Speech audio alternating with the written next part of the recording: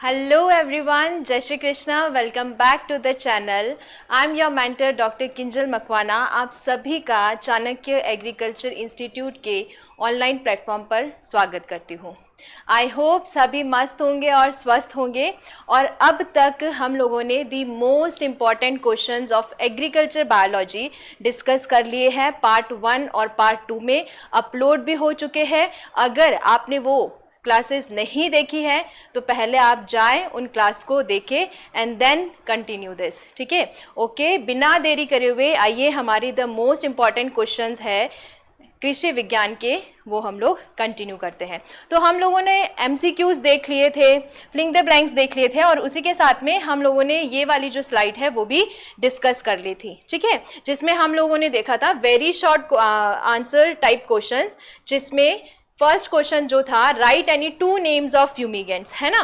थूमक के कोई 2 नाम लिखिए। तो इसमें मैंने आपको 4 बता दिए थे, हाइड्रोजन साइनाइड, मिथाइल ब्रोमाइड और क्लोरोप्रिक्टिन एंड नेप्थलीन। ठीक है, ये हमने डिस्कस किया था। Next, which organ does respiration take place in snail, by which organ, है ना। तो यहाँ पे जो आंसर है श्वसन क्रिया जो है गिल या टिनिडियम द्वारा जो होती है, किसमें, स्नेल में, घोंगे में, जिसको हम लोग गार्डन स्नेल या हेलिक्स कहते हैं। ठीक है। Next, pomegranate butterfly lay their eggs on which part of the plant, अनार तितली पौधे के किस भाग में अपने अंडे देती है। तो मैंने बताया था कि जो फल का जो कैलेक्स होता है या छोटे फल जो होते हैं, आप मेन जो है पहले तो ये लिखें, फलों के जो कैलेक्स होते हैं उसमें जो है तितली अंडे देती है। ओके, कंटिन्यू करते हैं। Next question, what term will be used for yellowing of plants due to lack of light or darkness। प्रकाश की कमी या अंधेरे के कारण, प्रकाश की क्या हो रही है, कमी हो रही है, मतलब क्या है, अंधेरा है। ठीक है, कारण पौधे के पीले पड़ने के लिए क्या शब्द का प्रयोग किया जाता है। व्हाट इज दैट टर्म जिसमें पौधे जो है पीले हो जाते हैं, किसमें, जब लाइट की जो एब्सेंस है। ठीक है, तो यहाँ पे जो आंसर आपका आएगा दैट इज इट्यूलेशन। क्या है, इट्यूलेशन इसे हम कहते हैं और हिंदी में इसे पांडुरता जो है कहा जाता है। ध्यान रखें, क्लियर। ओके, क्लोरोफिल की कमी हो जाती है रोगजनक की वजह से पौधे में, उसे हम लोग क्या कहते हैं, क्लोरोसिस कहते हैं। ध्यान रखिएगा। Next, right the names of 2 functional seed farms hatcheries located in Rajasthan. Rajasthan में स्थित 2 क्रियाशील बीज फार्मों या हैचरी, फिश हैचरी जिसे हम बात कर रहे हैं, फिश हैचरी या बीज फार्म के नाम लिखिए। तो आप लोगों ने आपकी टेक्स्ट बुक में पढ़ा है कि राजस्थान में जो है टोटल 7 क्या है, फंक्शनल या कह सकते हैं टोटल 7 फंक्शनल हैचरीज है, कार्यात्मक जो है कह सकते हैं बीज खेत है। ठीक है, तो यहाँ पे अगर हम बात करें, 3 जो है वो कहाँ पर है, कोटा में है, 2 जो है उदयपुर में है, क्लियर, 1 जो है वो भीलवाड़ा में है और एक और जो है दैट इज हनुमानगढ़। तो टोटल जो क्रियात्मक बीज खेत हम कह सकते हैं कितनी है, राजस्थान में 7 है, ध्यान रखिएगा। और उसमें से 3 कोटा में है, 2 उदयपुर में है, 1 भीलवाड़ा और 1 हनुमानगढ़। यहाँ पे हमसे पूछा है एनी 2, कोई 2 हमें बताना है। तो हम एटलीस्ट जो आपको याद रह सके वो याद रखें। एक तो हम लिख लेते हैं मत्स्य पालन उदयपुर, ठीक है, एक हम ये लिख लेते हैं, एक हम लिख लेते हैं सुरसागर कोटा और एक और लिख लेते हैं रावत भाटा कोटा। ठीक है, याद रहेगा। ओके, तो 7 तो जो है वो फंक्शनल है। 2 की अगर हम बात करें, 2 जो है वो सेमी फंक्शनल है राजस्थान में, एक है बांसवाड़ा में और एक है अलवर में। ठीक है, टोटल पूरी तरह से फंक्शनल कितनी है, 7, और सेमी फंक्शनल कितनी है, 2। कहाँ पे, बांसवाड़ा और अलवर में। 7 में से कोटा में कितनी है, 3, उदयपुर में कितनी है, 2, हनुमानगढ़ में 1, भीलवाड़ा में 1। ठीक है, तो यहाँ पे आपको नेम्स लिखने थे हमने 3 नाम लिख लिए, मत्स्य पालन Udaipur, Sursagar Kota, Rawat Bhata Kota. Okay, next, write 1 achievement of plant introduction. पादप स्थापन की एक उपलब्धि लिखिए। अगर आपने वीडियो नहीं देखा है, मैंने चैप्टर 1 से जो है स्टार्ट कर दिया है पढ़ाना, वीडियोस भी अपलोड हो चुके हैं, आप उनको जाके देखें। उसमें मैंने बहुत ही अच्छे से एक ही स्लाइड में समझाया है कि प्लांट इंट्रोडक्शन, जिसमें आप प्लांट इंट्रोडक्शन के बारे में समझेंगे, एक्लिमेटाइजेशन के बारे में समझेंगे, प्राइमरी इंट्रोडक्शन क्या होता है, एक ही स्लाइड में मैंने उसको बहुत ही अच्छे से समझाया। और साथ में आपको कंटेंट भी बच्चे आगे मिल जाएगा सारा, जिसमें आप किस तरह से ईजी लैंग्वेज में मैंने लिखा हुआ है। ठीक है, तो पहले देखते हैं कि प्लांट इंट्रोडक्शन क्या है। अगर अच्छे से समझना है वीडियो जाके देखना है। ओके, पूर्व स्थापन, प्लांट का हम लोग क्या कर रहे हैं, इंट्रोड्यूस कर रहे हैं। एक स्थान से, पादप को एक स्थान से दूसरे स्थान पर ले जाकर उगाना, जहां पर वो पहले नहीं उगाया जाता था या नहीं उगता था, इसी को ही हम क्या कहते हैं, प्लांट इंट्रोडक्शन कहते हैं। तो हमारे इंडिया में अचीवमेंट्स बताने हैं कि क्या उपलब्धियां हैं इंडिया में। तो यहाँ पे हम याद करते हैं उपलब्धियां की। अगर बात करें तो हम लोग लिखते हैं, एक तो नई फसल, हमारे यहाँ पे कौन कौन सी फसल आई है, ऐसे तो बहुत एग्जाम्पल है, लेकिन जो आपके टेक्स्ट बुक में दे रखे हैं हम लोग वो याद करते हैं। ठीक है, ओके। आलू मटर की सब्जी सबने खाई है, सबकी फेवरेट भी होती है। ठीक है, तो आलू मटर की सब्जी में क्या है, आलू है, मटर है और टमाटर है ना। तो नई फसल या उपलब्धि में अगर आपको लिखना है प्लांट इंट्रोडक्शन, क्या उपलब्धियां है इंडिया में, तो आलू, मटर या टमाटर ये फसल जो है हमारे पे यहाँ पे प्लांट इंडिया में इंट्रोड्यूस्ड हुए हैं। ठीक है, अच्छा अगर आपसे पूछ ले किस्म में बताओ, नई किस्म कौन सी आई है अपने यहाँ पे, तो यहाँ पे आई है TN1 है ना, देन IR राइस की IR8, IR28, क्लियर। और अगर वीट की भी बात करें तो लर्मा रोजा, सोनारा 64 है ना। तो ये हम लोग पढ़ते हैं उसमें, तो इस तरह से आप याद कर सकते हैं। अगर पर्टिकुलर फसल पे पूछ ले तो ये लिखना है, इसमें मक्का भी है। आपको याद करने का मैं जस्ट बता रही हूँ कि कैसे याद रखना है। आलू मटर की सब्जी जिसमें आलू, मटर और टमाटर, तो इस तरह से आप याद रख सकते हैं। ठीक है, नेक्स्ट, नई किस्म TN1, IR8 जो कि ये राइस की वेराइटीज़ है, ये वेराइटीज़ में अगर आपको लिखना है। ओके, तो ये जो है आपके बहुत इंपॉर्टेंट क्वेश्चन है, ज़रूर इसको गो थ्रू करिएगा। ओके, नेक्स्ट देखते हैं, व्हाट इज प्लांट इंट्रोडक्शन। भाई अभी मैंने समझाया पादप पूर्व स्थापन क्या है, किसी पादप को एक स्थान से ले जाकर क्या कर रहे हैं हम लोग, पादप को किसी एक स्थान से ले जाकर उसको, just a minute,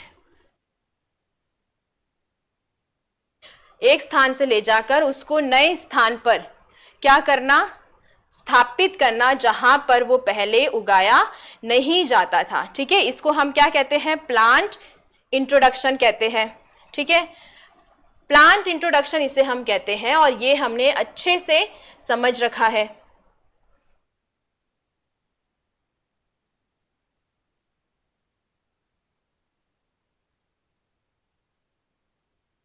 just a minute, so sorry for this inconvenience. Okay, here we go. So plant introduction of plant from one area to another area where it is not grown before.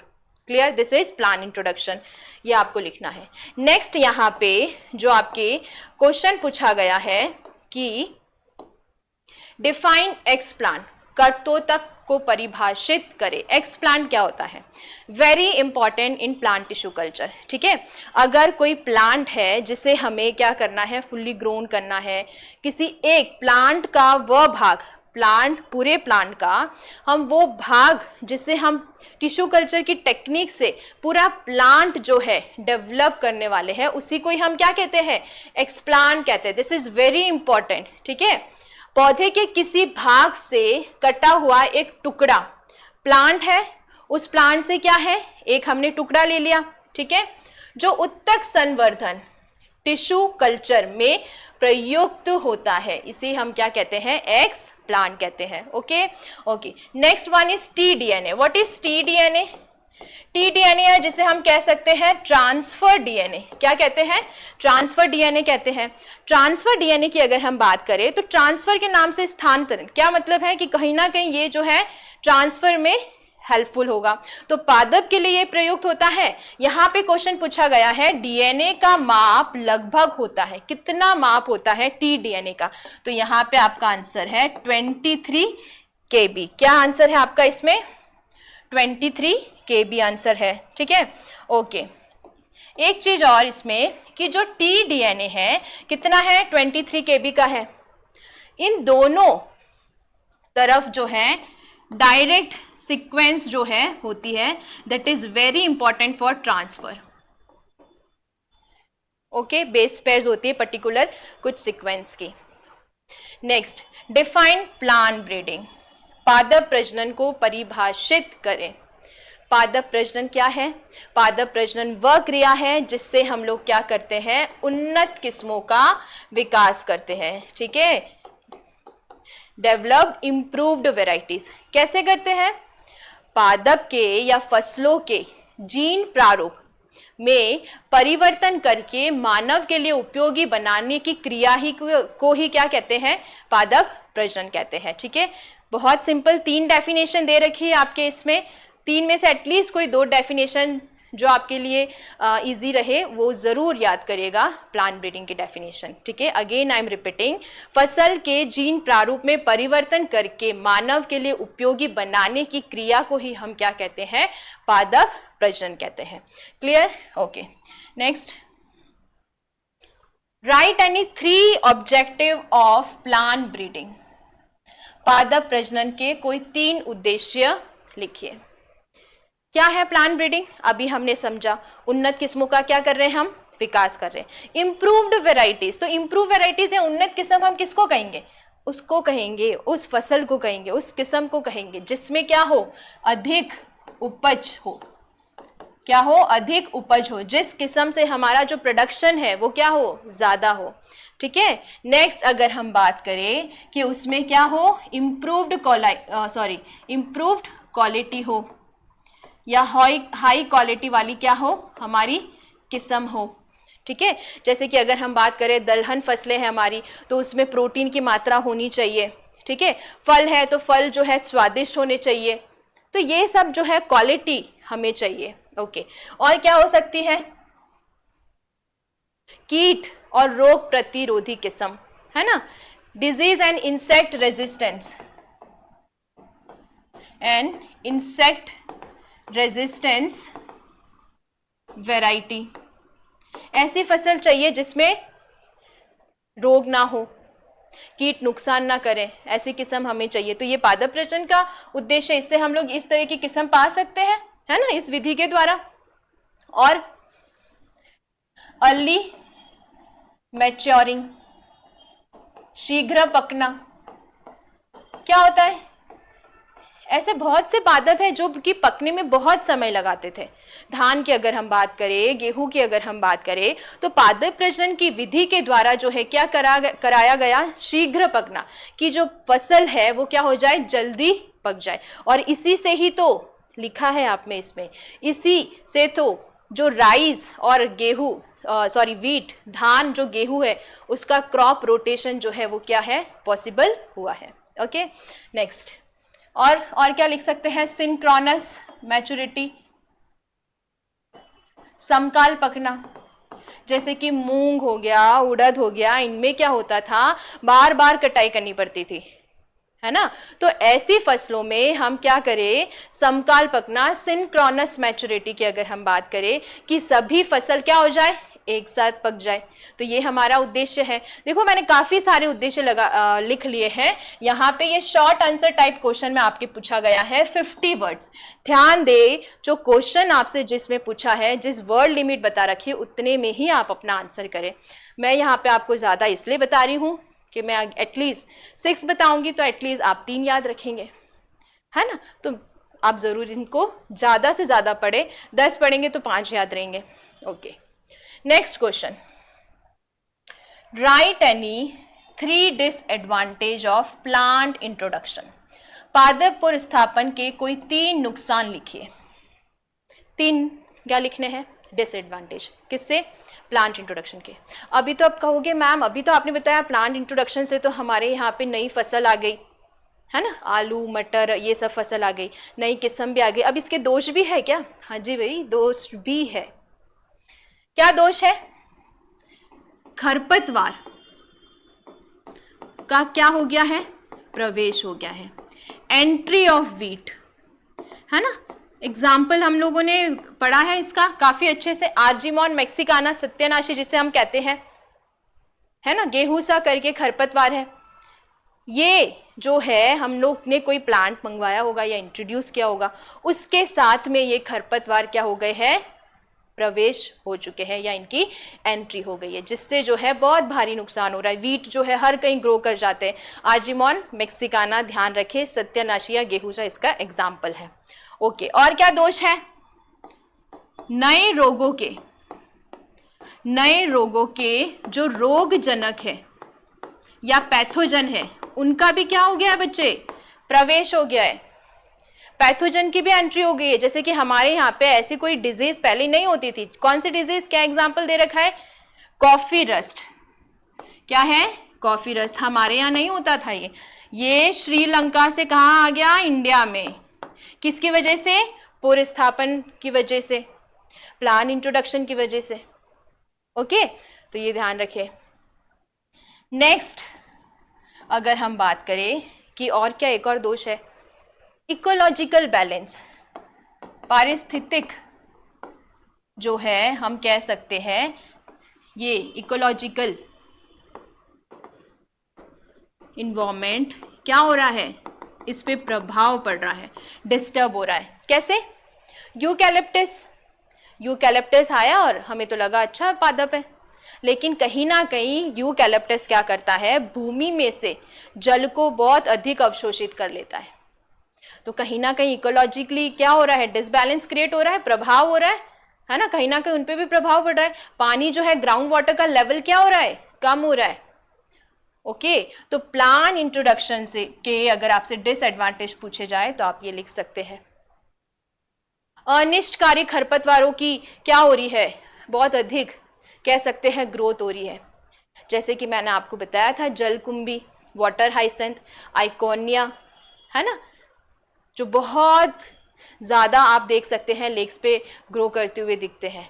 तो ये सारे जो है disadvantage है किसके? Plant introduction.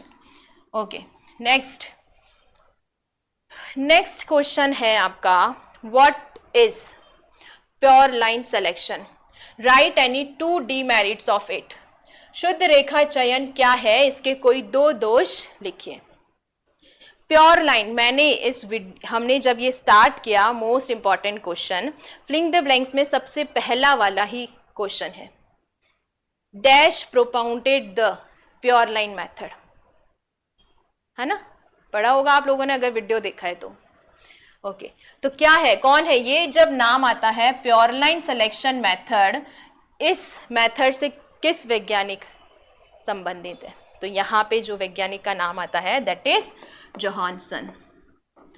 Johansson वैज्ञानिक है जिन्होंने प्योर लाइन सिलेक्शन मेथड दिया था।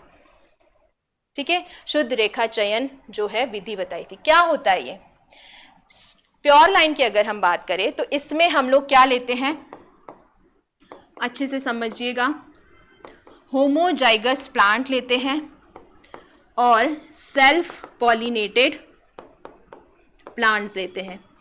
पूछा जाए हिंदी में अगर हम कहें सम युग्मनज पादप हम इसमें लेते हैं, स्वपरागित पादप हम इसमें लेते हैं। पूछा जाए प्योर लाइन में कौन से प्लांट्स लिए जाते हैं तो आप कहेंगे सेल्फ पॉलिनेटेड एंड होमोजाइगस। क्या होते हैं होमोजाइगस? बहुत डिटेल में हमने समझा था, जिसका जीनोटाइप अगर हम देखें जो कैपिटल टी या स्मॉल टी होता है। सेल्फ पॉलिनेटेड में क्या होता है? स्वपरागित क्या होते हैं? एक पौधे के उसी के फ्लावर के पोलन ग्रेन या परागकण उसी के फ्लावर पे जाके क्या होते हैं? शेड होते हैं फीमेल स्टिग्मा पे, है ना, ये हमने पढ़ा था। तो जो पादप है होमोजाइगस सेल्फ पॉलिनेटेड, इनसे इनकी क्या कराई जाती है, सेल्फिंग कराई जाती है, सेल्फिंग कराई जाती है। और इनसे प्राप्त जो संतान है या संतानें, प्रोजेनी, ऑफस्प्रिंग जो है, उन्हीं को हम क्या कहते हैं, प्योर लाइन कहते हैं बच्चे। और इन्हीं से ही हम लोग नए पौधे का विकास करते हैं, that is known as pure line selection. पूरी तरह से प्योर है ना।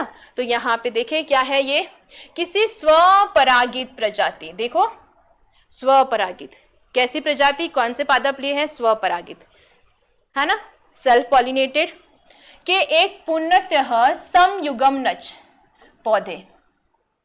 पौधे कैसे लिए हैं, स्वपरागित समयुग्मनज, यही बताया मैंने यहाँ पे, ओके।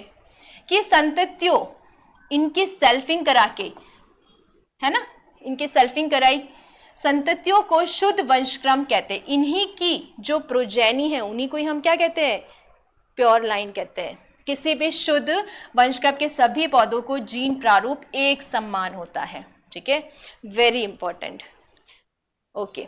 नेक्स्ट देखिए, दोष पूछे गए हैं इसमें, क्या दोष है, समुचयन, समुचयन दैट इज मास सिलेक्शन, है ना, मास सिलेक्शन का कंपैरिजन किया है प्योर लाइन सिलेक्शन के साथ, की अपेक्षा अधिक समय, श्रम, धन की आवश्यकता होती है। दोष की अगर हम बात करें, अगर मास सिलेक्शन से कंपैरिजन करें हम प्योर लाइन का, तो प्योर लाइन में क्या होता है, उसमें हमें अधिक समय, श्रम, धन की जो है क्या होती है, इसमें बहुत टाइम भी लगता है, ओके, ये ध्यान रखिए, ये एक इसका दोष है। नेक्स्ट, विकसित किस्मों, जो विकसित कर रहे हैं किस्में हम को अनुकूलन मूल किस्म की अपेक्षा कम होता है। जो ओरिजिनल कह सकते हैं वैरायटी है और जो डेवलप वैरायटी है, तो डेवलप वैरायटी का जो अनुकूलन है वो क्या है, कम होता है, क्या होता है, कम होता है, ठीक है, okay. Next, long answer type question, यहाँ पे अब हम लोग लॉन्ग आंसर टाइप क्वेश्चंस देख रहे हैं। आंसर लिमिट अप्रॉक्सीमेटली कितनी है, 100 वर्ड्स, कितनी है, 100 वर्ड्स, ध्यान रखिए। ये क्वेश्चन पूछा गया है इसमें आपके, write any 4 importance of fisheries, मत्स्य पालन के कोई 4 महत्व लिखिए, ठीक है। तो 4 इंपॉर्टेंस हमें इसके बताने हैं, और यहाँ पे कितने, 100 वर्ड्स में बच्चे आपको ये समझाने का रहेगा। तो 100 वर्ड्स में इसको हम कैसे समझाएंगे, तो देखिए, सबसे फर्स्ट इसके अंदर जो है पहला, जो कि है आपके इसमें भोजन के रूप में, फिश कि अगर हम बात करें तो पहला इसका महत्व है यूज्ड एज अ फूड। तो भोजन के रूप में अगर हम बात करें,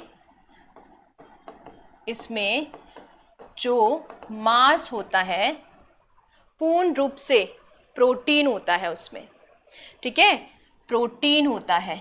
और ये प्रोटीन जो है काफ़ी सारे इसमें क्या होते हैं, अमाइनो एसिड्स होते हैं अगर हम इसे भोजन के रूप में ग्रहण करते हैं। प्लस इसमें विटामिन ए होता है, विटामिन डी होता है, प्लस इसमें आयोडीन की भी क्या होती है, प्रचुर मात्रा होती है। तो पहला उपयोग क्या हो गया इसका कि मत्स्य पालन के कोई 4 महत्व, तो हमने लिखा भोजन के रूप में, उसमें आप ये सारी चीज़ें डिस्कस करेंगे शब्दों में, ठीक है। नेक्स्ट, फिश ऑयल की अगर हम बात करें, पढ़ा था हम लोगों ने, फिश ऑयल जो है अगर हम बात करते हैं कि फिश ऑयल मछली के लीवर से एक्सट्रैक्ट किया जाता है और इसके बहुत से औषधीय गुण होते हैं, ठीक है। अगर पूछे अच्छा एक एग्जाम्पल बताओ, कलबासु, जिसमें फिश ऑयल में हम क्यों इतना औषधीय उसका उपयोग में लिया जाता है, क्योंकि उसमें बच्चे कौन सा विटामिन सबसे पर्याप्त मात्रा में होता है, that is vitamin A. Confuse नहीं होना ए और डी में, vitamin A liver oil, vitamin A liver oil, vitamin A liver oil, fish liver oil, ठीक है, ओके।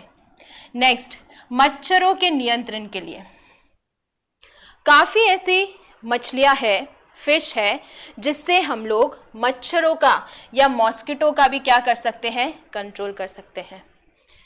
कोई भी टॉपिक पढ़ लो, एग्जाम्पल इज मस्ट, बिना एग्जाम्पल के आपका आंसर कोई वैल्यू नहीं है ना। अगर आप कोई भी टेक्निक पढ़ रहे हैं या कोई भी आपने टॉपिक पढ़ा है तो एटलीस्ट उसके एग्जाम्पल आपको आने चाहिए, कहाँ वो अप्लाई हुआ है या कौन सा है। तो एग्जाम्पल तो आपको सभी टॉपिक के याद रखने हैं। अगर इसकी हम बात करें तो अच्छा, मुझे अगर आपसे पूछ ले कि बताइए कौन सी फिश है जो मॉस्किटो कंट्रोल में यूज होती है, तो यहाँ पे जो आंसर आता है gambusia,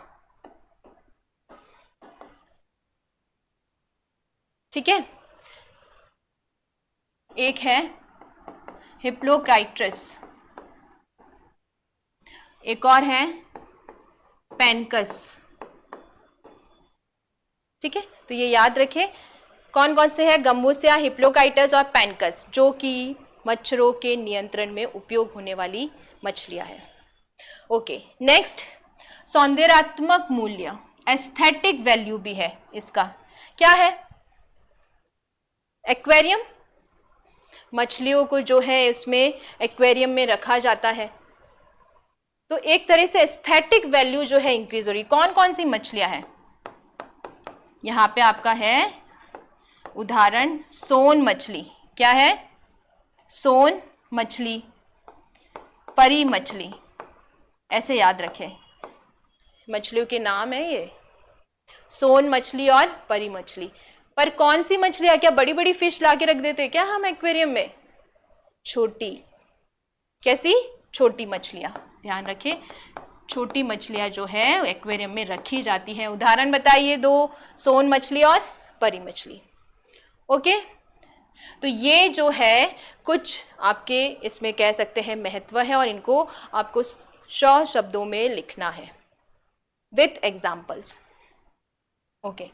next, draw a label diagram of vector PBR 322, पक्का है को आपके इसमें एक या दो, या तो फिश का डायग्राम एक आएगा या कोई ना कोई वेक्टर हो गया, है ना, या कोई आपके इसमें कह सकते हैं कीट का हो गया, टिड्डा हो सकता है, निमैटोड हो सकता है। तो ये क्वेश्चंस आपके आ सकते हैं, डायग्राम बनाने के लिए आता है क्वेश्चन एक या दो, तो आप डायग्राम की भी प्रैक्टिस करें। क्वेश्चन बहुत बार पूछा गया है इसलिए मैंने ये लिया है। वाहक जिसे हम कहते हैं, ई कोलाई जो बैक्टीरिया है उसका क्या है, ये प्लाज्मिड है। प्लाज्मिड क्या होता है, बैक्टीरिया का, ये बैक्टीरिया है, बैक्टीरिया का खुद का एक कह सकते हैं एक्स्ट्रा क्रोमोसोमल DNA होता है, इसी को ही तो हम क्या कहते हैं, प्लाज्मिड कहते हैं। और इसी प्लाज्मिड को जो है एज अ वेक्टर, वाहक का मतलब क्या है बच्चे, वाहक कोई चीज का ट्रांसफर हम कर रहे हैं, वाहक एक जगह से, जैसे कि फॉर एग्जांपल कार है ना, ट्रांसपोर्ट में क्या होता है, एक जगह से कोई चीज लेके हमने दूसरी जगह लेकर गए, तो इसका जो कह सकते हैं फंक्शन है वो यही है। जेनेटिक इंजीनियरिंग में काम आता है, बहुत डिटेलिंग है, लेकिन एक बार हम इस पे चलते हैं। PBR2 क्या है, P is a plasmid, what is BR, Bolivar, वैज्ञानिक के नाम है, R रॉड्रिग्विज, और 322 तो इनकी जिस डिस्कवर्ड किया उस अकॉर्डिंग जो सीरीज होगी वो नंबर है, ठीक है। तो PBR 322 जो कि वेक्टर है, किसका है, E coli plasmid, cloning vector के रूप में जो है बहुत प्रयोग किया जाता है। इसका डायग्राम पूछा जाए बहुत सिंपल है, एक इसमें क्या होता है, ओराई होता है, दैट इज ये ओरिजिन ऑफ रेप्लिकेशन, ठीक है। नेक्स्ट अगर हम बात करें, इसमें दो जो है रेजिस्टेंट क्या होती है, रेजिस्टेंस जीन होती है, सेलेक्टेबल मार्कर होते हैं, पढ़े आप लोगों ने। एम्पिसिलिन कौन सी है, एम्पिसिलिन, एक इस तरफ बनाना है एम्पिसिलिन, और एक है टेट्रासाइक्लिन रेजिस्टेंट, ठीक है। नेक्स्ट याद रखें 6 restriction enzyme, restriction enzyme, PST1, E coli 1, Hind 3rd, Bam H1 XMA third and PVU second, याद करना ही करना है, ठीक है। अब वो आपको ट्रिक, इसमें आपने बहुत सारी ट्रिक भी देख ली होगी कि इसको डायग्राम को कैसे याद रखना है पूरा। आप ये क्वेश्चन मैंने जस्ट यहाँ पे इसलिए पुट किया है क्योंकि ये इंपॉर्टेंट है, आ सकता है, इसकी प्रैक्टिस ज़रूर करिएगा। ओके, बढ़ते हैं नेक्स्ट क्वेश्चन पे। What is plant pandemic disease, right any 2 example of it. पौधों में होने वाली सर्वव्यापी रोग क्या है, इसके कोई 2 उदाहरण लिखिए। पेंडेमिक, बहुत शब्द सुना है हमने, है ना। पेंडेमिक का मतलब क्या है, रोग या डिजीज की अगर हम बात करें तो उसके जोग्राफिकल एरिया, उसकी सिविरिटी और उसके अकेरेंस के आधार पर या उसके बेसिस पर, भौगोलिक क्षेत्र, उग्रता या घटना के आधार पर जो है रोगों को 4 डिजीज में या 4 रोग में बांटा गया है ना। अगर हम बात करें इसमें कदाचित रोग, स्थानीय रोग, महामारी रोग, और 4th जो है हम लोग देख रहे हैं दैट इज सर्वव्यापी रोग। अब इंग्लिश में क्या टर्म है इसके, देख ले। स्पोरेडिक,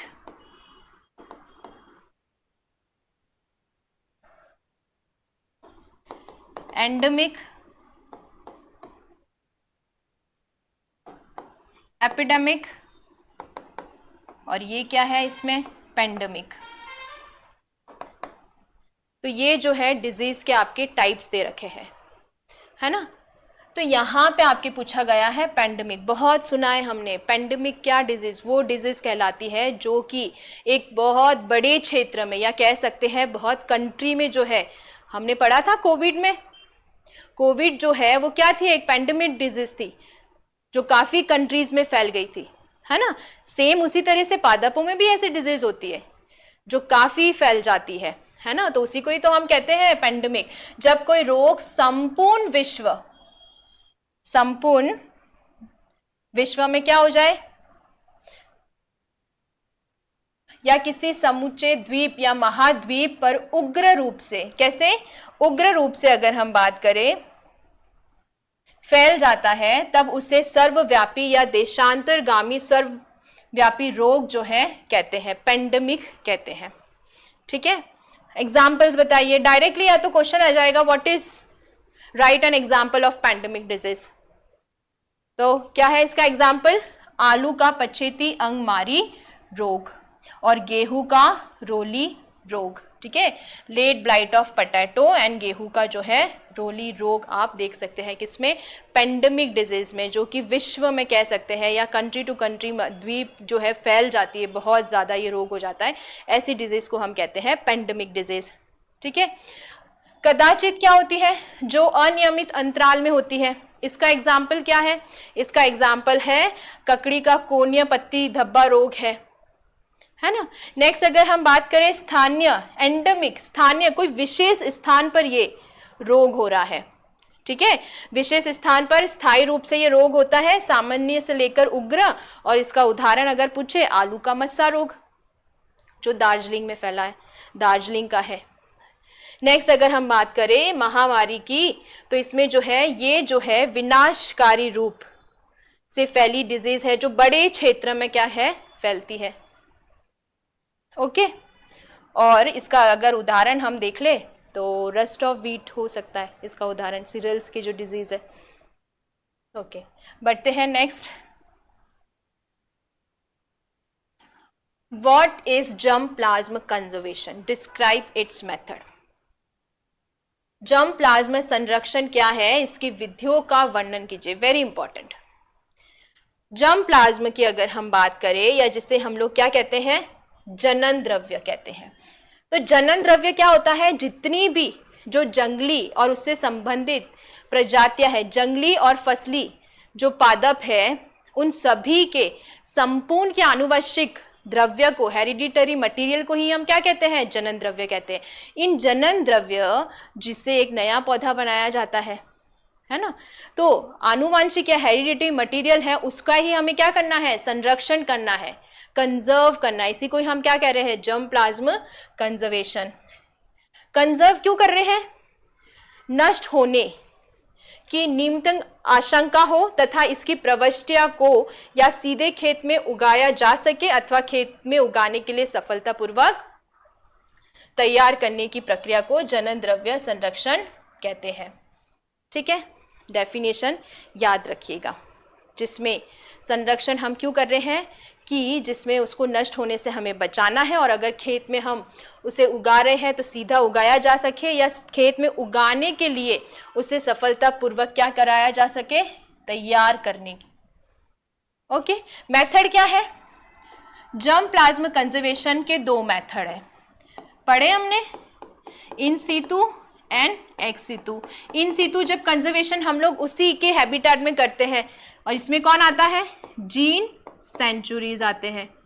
ओके, एक्स सीतु जब उसके ओरिजिनल हैबिटेट से बाहर, ऑफ साइड कह सकते हैं, जब हम कंजर्वेशन करते हैं तो उसे एक्स सीतु कहते हैं। इसमें कौन आते हैं बच्चे, सीड बैंक, है ना, सीड बैंक हमने पढ़ा है इसमें, प्लांट फील्ड बैंक, नेक्स्ट इसमें cell and organ bank, shoot tip bank, और है एक और DNA bank.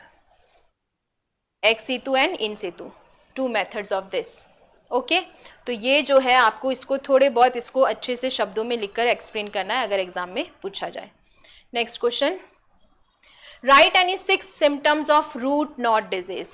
Root knot disease की अगर हम बात करें तो रूट नॉट डिजीज या जिससे जड़ गांठ रोग कहते हैं, मूल गांठ जो कहते हैं रोग, किसमें होता है, मोस्टली जो वेजिटेबल्स है उनमें ये रोग देखने को मिलता है। किसकी वजह से होता है, ये होता है निमैटोड की वजह से। ठीक है, सूत्रकृमि रोग है, कौन करता है, निमैटोड करता है। क्या नाम है रोगजनक का, मेलाइडोगाइनी प्रजाति, है ना, मेलाइडोगानी। क्या है इसके लक्षण लिखने हैं, 6 लक्षण लिखिए। तो क्या अगर ये रोग होता या ये जो है सूत्रकृमि पादपों में जो वेजिटेबल्स है, सब्जियों में, उनमें ये रोग करता है तो क्या क्या लक्षण पादप में देखने को मिलते हैं। तो देखें, पौधे की ऊपरी सतह पर सूखा व पोषक तत्वों की कमी नजर आती है। पौधा है, ये जड़ है, क्या नाम है, रूट नॉट। जड़ में क्या बन रही है बच्चे, गांठें बन रही है। कौन कर रहा है, ये सूत्रकृमि कर रहा है। अब जड़ ही कमजोर हो जाएगी तो जड़ क्या है, जड़ का काम क्या है, अवशोषण करना जल का, खनिज पदार्थों का। तो जड़ ही क्या हो गई है, कमजोर हो गई है। तो यहाँ से जो कह सकते हैं मिनरल्स है वो ऊपर तक पादप में कैसे जाएगा।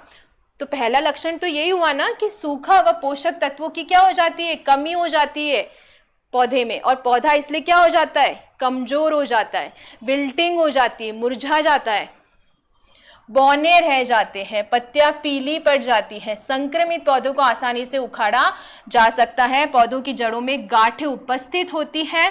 संक्रमित जड़ की गांठें वाले भाग में नाइट्रोजन, फोस्फोरस, पोटाश का अधिक संचय पाया जाता है क्योंकि ये ऊपरी भाग में स्थानांतरित नहीं होते हैं। पूछा जा सकता है कि रूट नॉट में आपको क्या अधिक मिल सकता है minerals, nitrogen, phosphorus, potash. Nitrogen, phosphorus, potash, क्योंकि ऊपरी भाग में क्या नहीं हो रहे हैं, ट्रांसफर नहीं हो रहे। क्यों, क्योंकि रूट डैमेज हो गई है। ओके, गांठ के निर्माण के अतिरिक्त गाजर एवं चुकंदर में जड़ का द्विशाखन, कुंचित, मुलाब, कंद, फलियों में फुंसी जैसी संरचनाएं बन जाती है। ठीक है, जड़ गांठ उत्पन्न होने से पौधे की जल व पोषक तत्वों की ग्रहण करने की क्षमता कम हो जाती है जिससे उत्पादन पर प्रभाव पड़ता है। कुरूपता के कारण विपरीत प्रभाव पड़ता है। तो ये कुछ कैरेक्टर्स हैं related to root knot disease of vegetables, nematode, meloidogyne, इसके द्वारा जो है ये होता है। Next question, write the effect of nematode on plants. पौधों में नेमेटोड का प्रभाव लिखिए। सूत्रकृमि से संक्रमित पौधे पीले हो जाते हैं। कैसे हो गए? पीले हो गए। उचित वृद्धि नहीं होती है, कारण बौने रह जाते हैं तथा पौधे में भोजन की क्या हो जाती है? कमी जो है हो जाती है। जड़ें पतली, कमजोर, गुच्छेदार हो जाती है। रोगी पौधों में पुष्प जो है क्या होते हैं? कम लगते हैं। फ्लावर जो है वो कम लगेंगे। पुष्प झड़ने की समस्या रहती है। फल झड़ जाते हैं। फल संख्या में कम, आकार में छोटे व भार में हल्के हो जाते हैं, जिससे आर्थिक हानि होती है। आया हुआ है ये क्वेश्चन, वेरी इंपॉर्टेंट, पूछा गया है ये क्वेश्चन, तो आप इसको अच्छे से पढ़ें। Right the effect of nematode on plants. सूत्रकृमि जो निमेटोड है उसके क्या प्रभाव होते हैं पौधे पर जब पौधा इससे संक्रमित हो जाता है। ओके, नेक्स्ट, वेरी इंपॉर्टेंट, बहुत इंपॉर्टेंट है, पढ़ना ही पढ़ना है। Right the pathogen name, symptoms of leaf spot या टिक्का डिजीज ऑफ ग्राउंडनट। मूंगफली किसमें है? मूंगफली के पत्ती धब्बा रोग के रोगजनक का नाम और लक्षण लिखिए। ठीक है, क्या है इसमें? देखिए, मूंगफली का पर्ण चित्ती रोग, क्या नाम है? मूंगफली का पर्ण चित्ती रोग या टिक्का डिजीज ऑफ ग्राउंडनट जिसे हम कहते हैं। रोग कारक हम बाद में देखेंगे। ये देखिए, रोग प्रकट होने के समय के आधार पर लक्षण जो प्रकट हो रहे हैं, किसके? समय के आधार पर जो है लक्षणों को दो भागों में बांटा गया है। अगेती पत्ती धब्बा रोग जिसे अर्ली लीफ स्पॉट भी कहते हैं, और पछेती पत्ती धब्बा रोग जिसे लेट लीफ स्पॉट जो है कहा जाता है। समय के आधार पर जो धब्बा या कह सकते हैं सिम्टम्स पहले उसको अर्ली, जो बाद में हो रहे हैं दैट इज लेट। अब ये देखें, धब्बे उत्पन्न होने का समय। इस रोग में धब्बे 3 से 4 सप्ताह में होते हैं और इसमें जो धब्बे हैं 6 से 8 सप्ताह में होते हैं। धब्बे जल्दी प्रकट होने के कारण ही इसे अगेती पत्ती धब्बा रोग कहते हैं और इससे कारण इसे जो है पछेती पत्ती धब्बा रोग कहते हैं। इसमें धब्बे जल्दी बन रहे हैं, प्रकट हो रहे हैं कब? 3 से 4 सप्ताह, और इसमें 6 से 8 सप्ताह में बन रहे। धब्बों का शेप, अर्ली में बात करें, अगेती में बात करें तो धब्बे अनियमित आकार के होते हैं और इसमें कैसे होते हैं? गोल होते हैं। ठीक है, इसमें कोई शेप नहीं होता। धब्बे का रंग व पीला घेरा, पत्ती की ऊपरी सतह पर लाल भूरे से काले रंग के धब्बे बनते हैं जो पीले घेरे से घिरे होते हैं। धब्बे जो है वो कैसे हैं? भूरे, लाल भूरे से काले रंग के। और अगर हम बात करें कि इन धब्बों के चारों ओर जो है क्या रहता है? पीला घेरा रहता है, जिसे क्या कहते हैं? येलो हेलो, जो किस में होता है? अर्ली में होता है। लेकिन अगर हम बात करें लेट में तो येलो हेलो जो है इसमें नहीं होता। क्लियर? वेरी इंपॉर्टेंट, बहुत इजी वे में इस तरह से आप कंपैरिजन करके इस डिजीज को अच्छे से पढ़ सकते हैं और याद रख सकते हैं। धब्बे की संख्या कम तथा आकार में बड़े, यहाँ पे अधिक और छोटे। ठीक है, जिनका व्यास 1 से 10 mm होता है और इसमें 1 से 6। हानिकारक प्रभाव की बात करें, ये कम हानिकारक हो सकते हैं। पूछा जा सकता है, वेरी इंपॉर्टेंट, कौन सा स्पॉट जो है टिक्का डिजीज में जो है मोस्ट हार्मफुल होता है या लेस हार्मफुल होता है? तो अगर बात करें कम हानिकारक कौन है? अगेती, और पछेती वाला जो धब्बा है वो क्या होता है? अधिक हानिकारक होता है और धब्बे ज्यादा व तीव्र गति से बनते हैं। नेक्स्ट एंड मोस्ट इंपॉर्टेंट कि जो अगेती पत्ती धब्बा रोग का जो रोग जनक है दैट इज सर्कोस्पोरा अरैकिडिकोला, सर्कोस्पोरा अरैकिडिकोला। और अगर लेट लीफ स्पॉट की अगर हम बात करें तो इसमें जो पैथोजन है सर्कोस्पोरियम पर्सोनेटम, क्या है? सर्कोस्पोरम पोरिडियम पर्सोनेटम। ठीक है, बहुत ही कंपैरिजन करके और अच्छे वे में हमने इसे समझा है। याद करें, वेरी इंपॉर्टेंट क्वेश्चन आ सकता है किसी भी फॉर्म में, एमसीक्यूज में भी आ सकता है, फिलिंग द ब्लैंक्स में भी आ सकता है, लॉन्ग में भी आ सकता है, तो इसे अच्छे से पढ़ें। Next, explain the scientific name, order, family and life cycle of termite. दीमक का वैज्ञानिक नाम, गण, परिवार और जीवन चक्र समझाइए। वैज्ञानिक नाम क्या है? ओडोंटोटर्मिस ओबेसस। गण क्या है? आइसोप्टेरा। कुल क्या है? टर्मिडी। एज इट इज याद करना है ये तो आपको, ठीक है। नेक्स्ट पूछा गया है इसमें लाइफ साइकिल। तो लाइफ साइकिल की अगर हम बात करें, इसके जीवन चक्र में 3 अवस्थाएं होती है, अंडा, शिशु व प्रौढ़, ठीक है। दीमक की अगर हम बात करें तो दीमक जो है एक सामाजिक कीट है, ठीक है। और ये जो होते हैं टर्माइट जो होते हैं वो टर्मिटेरिया निभा में रहते हैं, है ना, पढ़ा है आप लोगों ने। और इसमें कह सकते हैं इनमें अलग अलग तरह की क्या होती है? कास्ट होती है, जातियां होती है। जैसे कि श्रमिक होते हैं या जिसे हम वर्कर कहते हैं। नेक्स्ट सैनिक होते हैं, और राजा होता है और रानी होती है, ठीक है। इनके जो है हम कह सकते हैं किसकी बनावट के आधार पर जो है या काम के कार्य के आधार पर जो है इनमें अलग अलग इस तरह से जातियां होती है। निभा का जो पालन पोषण है वो कौन करते हैं? वर्कर करते हैं। और कॉलोनी में सबसे ज्यादा कौन होते हैं? वर्कर ही होते हैं, 80 से 90%। सैनिक की बात करें, सैनिक क्या करते हैं? रक्षा करते हैं, है ना। तो अगर रक्षा करते हैं तो ये भी अपनी कॉलोनी की क्या करते हैं? रक्षा करते हैं। राजा का काम है रानी को निषेचित करना, फर्टिलाइज करना, है ना। और ये जो है शाही सदस्य होते हैं, राजा और रानी, ठीक है। अगर हम अब इसकी जीवन चक्र की बात करें तो जीवन चक्र में आप देख सकते हैं इसमें दीमक में जो रानी होती है वो आकार में बड़ी होती है और राजा देखिए साइज में छोटा होता है। निषेचन हुआ, फिरेमोन जो है रिलीज किया, किसने? फीमेल या कह सकते हैं रानी ने।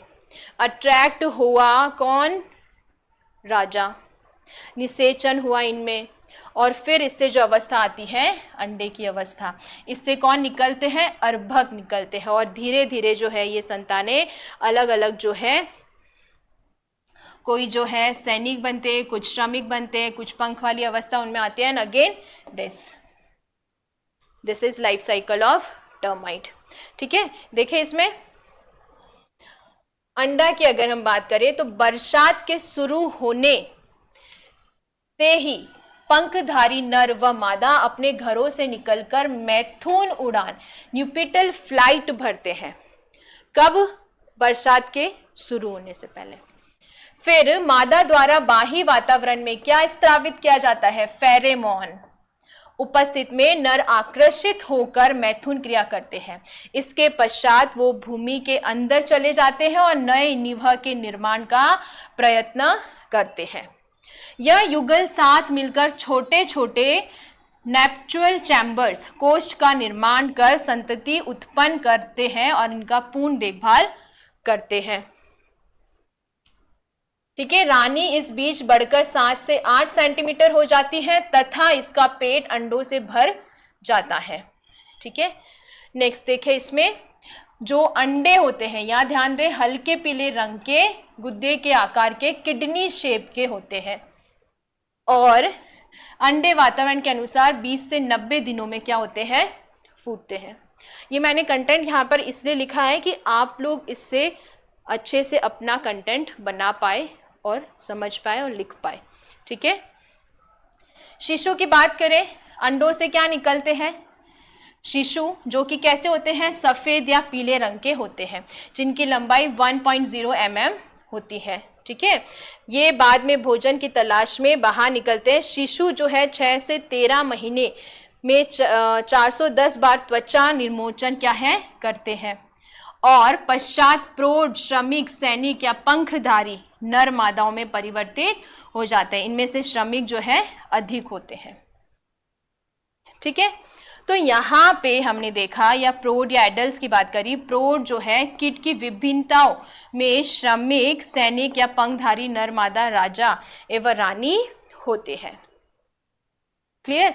तो यहाँ पे हमने डिस्कस किया लाइफ साइकिल ऑफ टर्माइट, जिसमें हमने एग्जाम में, अगर नॉट अबाउट दिस ओनली, अगर एग्जाम में आपसे क्वेश्चन पूछा जाए लाइफ साइकिल, अगर आपको किसी की भी पूछी जाए, इस तरह से जरूर डायग्रामेटिक समझाइएगा और इस तरह से समझा के यहाँ का कंटेंट यहाँ समझा दिया, यहाँ का कंटेंट यहाँ लिख लिया, है ना, इसका यहाँ लिख लिया। कोशिश करें अपने आंसर को थोड़ा सा आप देखते ही, पूरा थ्योरी नहीं लिखना है, पैराग्राफ में नहीं लिखना है, फ्लो चार्ट का प्रयोग करें, डायग्राम्स का यूज़ करें, है ना, इस तरह से अगर लाइफ साइकिल है तो इस तरह से बनाएं। तो इस तरह से अपने आंसर्स को ज़रूर आप अटेम्प्ट करें। क्लियर? नेक्स्ट जो है यहाँ पर हम लोगों ने काफ़ी सारी चीज़ें डिस्कस कर ली है। नेक्स्ट क्लास में हम लोग अब वापिस से जो हम लोग पढ़ रहे थे चैप्टर्स वो कंटिन्यू करेंगे, और अभी तक हम लोगों ने बहुत सारे क्वेश्चंस जो आपके इम्पॉर्टेंट है वो कर लिए हैं।